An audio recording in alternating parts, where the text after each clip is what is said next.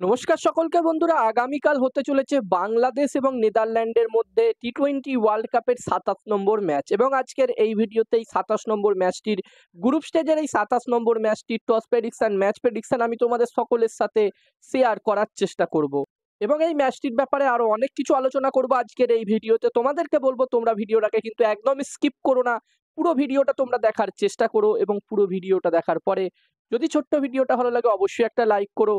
আর বন্ধুরা, সুপার 8 থেকে প্রতিটা ম্যাচের আপডেট তোমরা পেয়ে যাবে। যারা যারা এখনো চ্যানেলটিকে সাবস্ক্রাইব করোনি অবশ্যই চ্যানেলটিকে সাবস্ক্রাইব তোমরা করে নিও। আর বন্ধুরা, তোমরা যারা যারা আলাদাভাবে এই ম্যাচটির 100% winning match report, match prediction জানতে চাও অবশ্যই এই স্ক্রিনে দেওয়া হোয়াটসঅ্যাপ নাম্বারটিতে মেসেজ করতে পারো। আর বন্ধুরা, যেখানে এই দুটি টিমের ব্যাপারে যদি আমি কথা বলি প্রথমে, তো বন্ধুরা যেখানে বাংলাদেশ টিম অলরেডি দুটো ম্যাচ খেলে নিয়েছে, যেখানে বাংলাদেশ টিম প্রথমে শ্রীলঙ্কার বিরুদ্ধে ২ উইকেটে দারুণ একটি জয় পেয়েছিল, তবে তারা তাদের আগের ম্যাচটি হেরে এই ম্যাচটি খেলতে আসছে।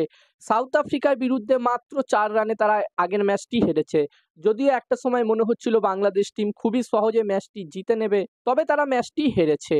এবং বন্ধুরা, অন্যদিকে নেদারল্যান্ড টিমের কথা বললে, যেখানে বন্ধুরা নেদারল্যান্ড টিম একটি ম্যাচ জিতেছে, একটি ম্যাচ তারাও হেরেছে।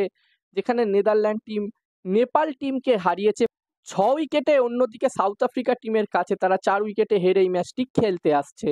তো এখানে নেদারল্যান্ড এবং বাংলাদেশ এই দুটি টিমের কাছেই এটা কিন্তু মাস্ট উইন ম্যাচ, যেখানে এই ম্যাচটি যেই টিম জিততে পারবে সেই টিমের অনেকটা চান্স থাকবে এখানে সুপার 8-এ কোয়ালিফাই করার। বিশেষ করে বাংলাদেশ টিমের কাছে এটা কিন্তু খুবই গুরুত্বপূর্ণ একটি ম্যাচ, কারণ যদি এই ম্যাচটা বাংলাদেশ টিম জিততে পারে তাহলে তাদের শেষ ম্যাচ কিন্তু নেপালের বিরুদ্ধে আছে।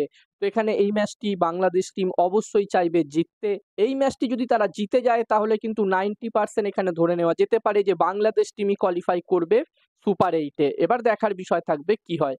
আর এই ম্যাচটির জন্য যদি আমি পিচ নিয়ে কথা বলি, তো বন্ধুরা এই ম্যাচটি হতে চলেছে ওয়েস্ট ইন্ডিজে এবং এই ম্যাচটি যেই মাঠে হবে সেখানকার পিচ কিন্তু ব্যাটিং ফ্রেন্ডলি পিচ। তবে সেখানকার পিচে অল্প হলেও স্পিন বোলারদের জন্য সুবিধা আছে, তবে এখানকার পিচ সাধারণ ব্যাটিং ফ্রেন্ডলি পিচই থাকে এবং এই ম্যাচটির জন্য প্রথম ইনিংসে ১৭০+ স্কোর যদি হয় তাহলে একটি খুবই ভালো টোটাল হবে এখানে আমার মনে হচ্ছে। এবার দেখার বিষয় থাকবে কি হয়।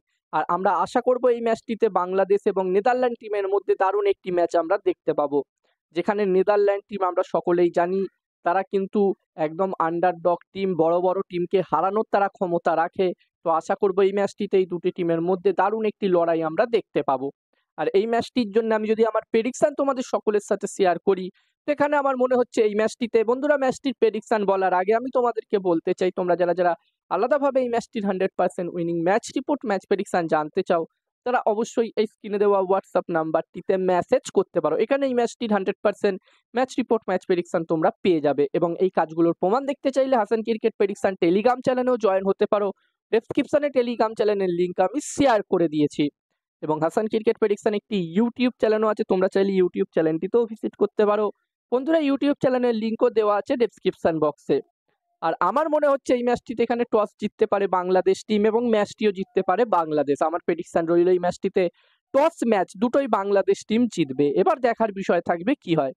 তো এই ভিডিওতে এই পর্যন্ত। এই ভিডিওটা ভালো লাগলে অবশ্যই লাইক করো। আর আমারও একটি টেলিগ্রাম চ্যানেল আছে, তোমরা যদি চাও তো আমার টেলিগ্রাম চ্যানেলেও জয়েন হতে পারো। ডেসক্রিপশনে আমি লিঙ্ক শেয়ার করে দিয়েছি।